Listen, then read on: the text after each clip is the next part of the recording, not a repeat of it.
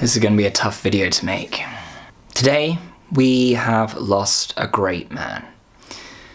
Known to some as a pioneer of pop culture, to others as a godfather of comic books, and to people like me as an icon of creativity. Stan Lee was the co-creator and co-founder of Marvel Comics, and is credited with creating some of the most famous comic book characters that we know today. Even though some people might claim that Stan Lee was credited with more than he actually created, what is undeniable was Stan Lee's ability to take characters, concepts, stories out of seemingly thin air and put a moral twist on them that meant that no matter who you were or where you were from, if you were reading one of his comic books, there would undeniably be a character that on some level would speak to you. And it was because of this moral twist and this human aspect to the characters that he wrote that meant they became so much more than just a mask and an outfit. They became symbols of heroism and everything that was right in the world, making you, as a child or as a young adult or even as a fully grown adult, for however long you were reading, believe that maybe heroes could exist. And no matter who you were, if you were reading one of his comic books and one of his characters, there was almost definitely a character that would speak to you on some kind of personal level and influence you, whether it be through their means, their actions, or even their backstory. For me, that character was SpiderMan. For years now, over 15 years, I have been reading Spider-Man comics, and I have some issues from way before even when I started collecting them. There was something about the character of Spider-Man that spoke to me on a personal level.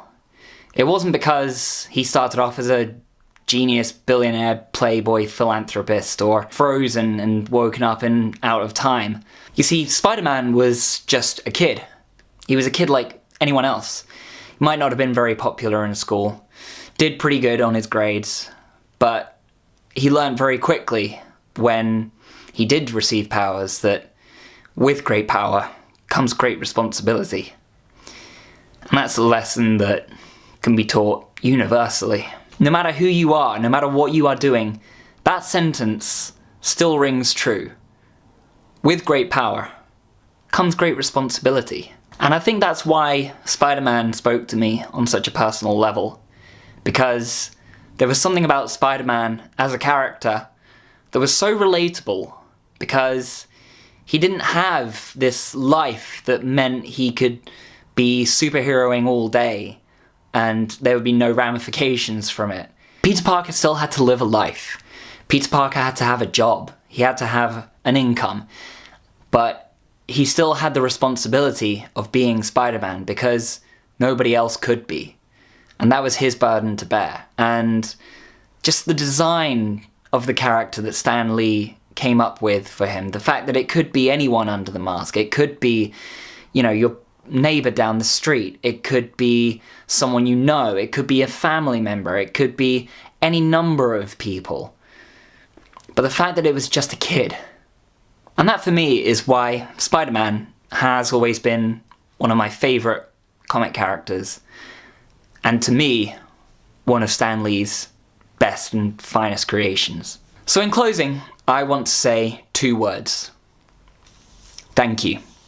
Thank you, Stan Lee, for being an icon of creativity for those who just want to make things and create things and bring things to life.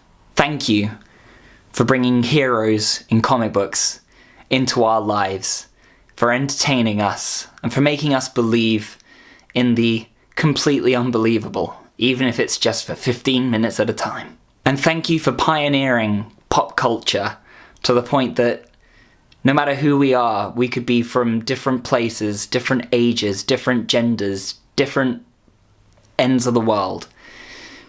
We can find common ground in the characters that we love, and we can have more in common than we do not in common.